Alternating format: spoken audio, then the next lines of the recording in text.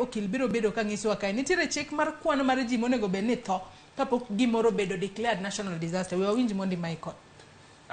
Wacho chien kata gima serikal ne ok oikore.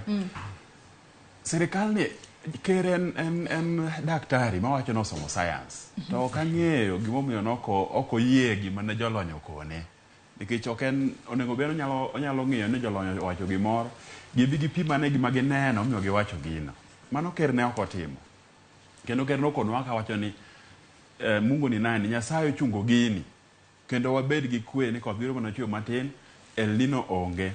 Joluo wacho ni ng'ech neno gi wang'e. Koro kodh ni jogo irita mochaka chwe ma gineno gi wang'e ni koro ji tho. The first responsibility mokwongo maduong' mar sirikal moro amora en rito ngima mar jogo manie bwo pinyno. Ok nonego kata ng'ato achiel tho kapok sirikal okawo okang' makare mar geng'o gini. Osiepwa ma okindani ong'a maber, lakini sirikal inyalo tetea sirikal ok rach. Kenya government en marwa, manyiso ni wan e bwoye. Ok wanyal gombo ni mondo gima rach otimre ne sirikal no, nikech otimore to wan hinyre. Lakini nitie mok pingi makosa.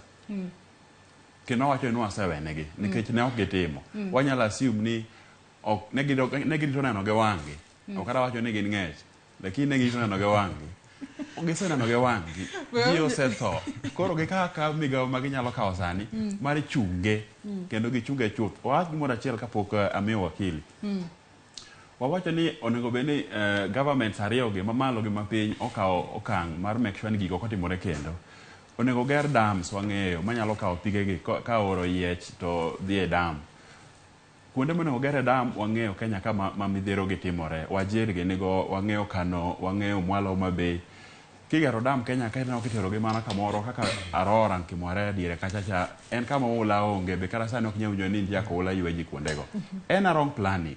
Ka giyie ni onego bed ni chungo gini dichiel to giwinjre gi gere dams gi kuonde maricho gi giket facilities ma kopo ni oula biro marach to ji nyalo dar dhi bede mondo kik ng'ato wit ngimane. We winja ne Ken Nyamolo, ang'e ni in bende ojuka gimoro ili mak mana parono gi kanyo. Ken Nyamolo, nyaka sani